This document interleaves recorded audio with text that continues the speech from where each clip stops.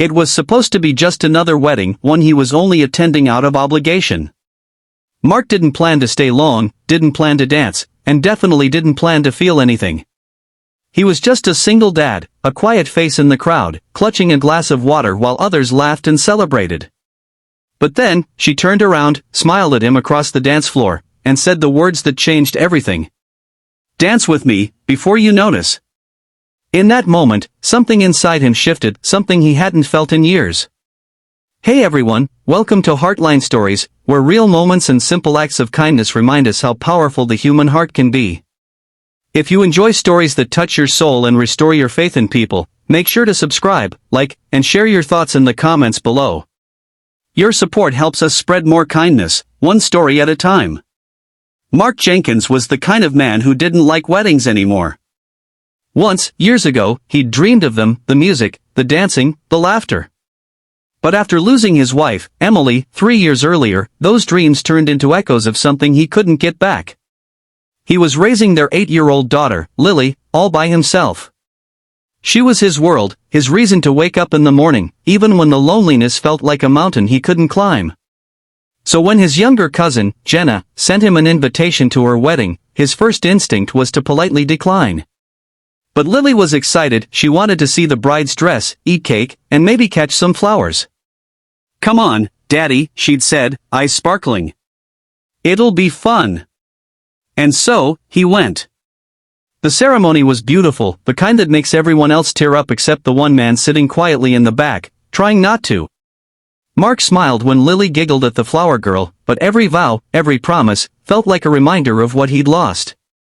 At the reception, he sat at a corner table, sipping his drink while Lily ran around with the other kids. The music played, the dance floor filled, and Mark stayed still, a polite spectator.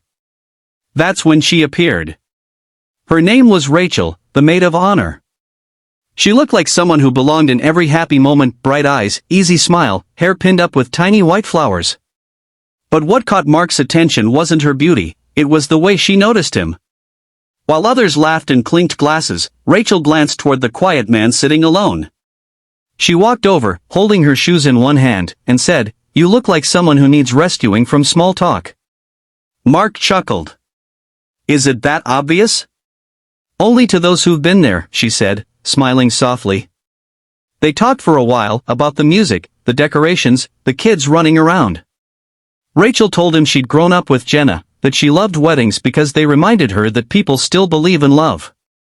Mark listened, surprised by how easy it felt to talk to her. After a few songs, the DJ switched to a slow one, "Can't Help Falling in Love." Couples filled the floor. Mark looked away, pretending to check his phone. Then Rachel stood, brushed off her dress, and turned to him with a grin. "Dance with me," she said. "Oh, no," Mark stammered. "I don't really." "Dance with me," she repeated, holding out her hand, "before you notice all the reasons not to." There was something in her tone, playful, kind, almost knowing. Against every instinct to stay in his comfort zone, Mark took her hand. They moved slowly at first. He was awkward, uncertain, afraid of memories sneaking up.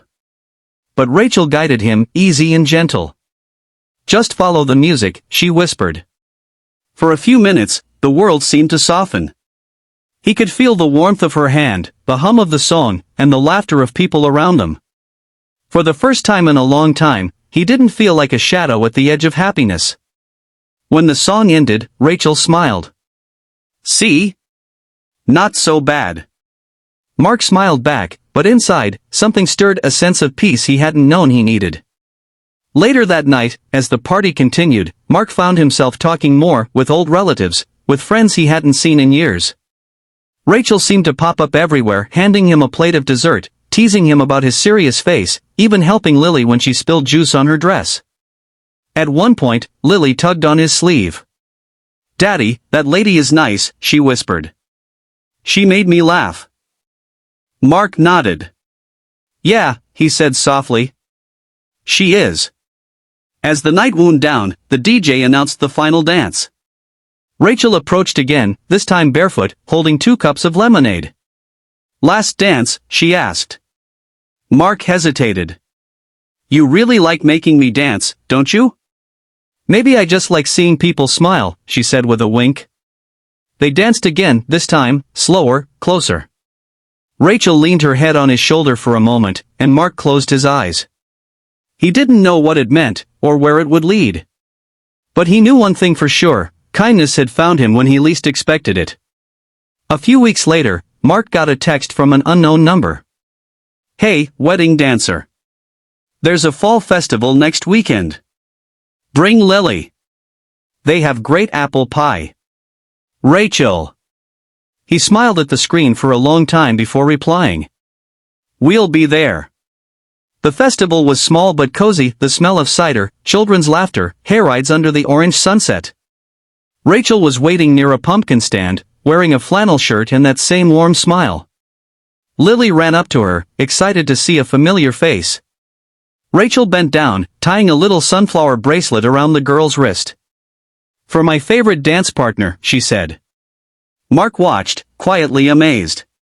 He hadn't realized how much light could return to his world just because one person decided to notice him, to see him when he felt invisible. They spent the day together, games, laughter, stories.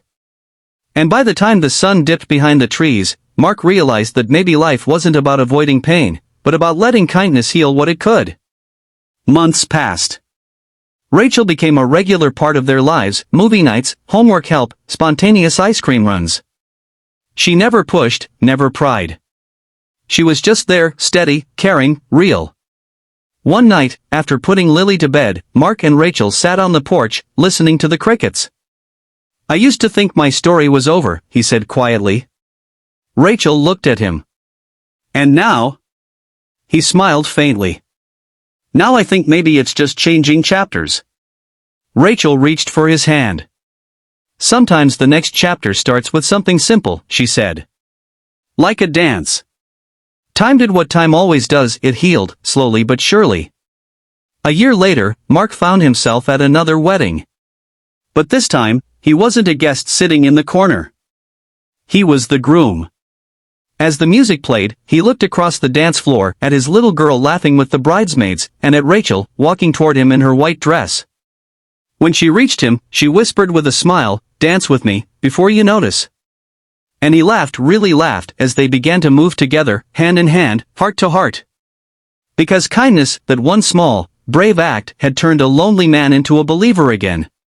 Sometimes, kindness doesn't come wrapped in grand gestures. Sometimes it's as simple as reaching out your hand and saying, "Dance with me." It reminds us that no matter how broken, lost, or forgotten we feel, one genuine act of warmth can change the direction of our lives. So be that person today, the one who notices, the one who reaches out, the one who believes that kindness still matters. Because somewhere out there, someone just like Mark might be waiting for a moment, a smile, or a hand to hold, before they notice.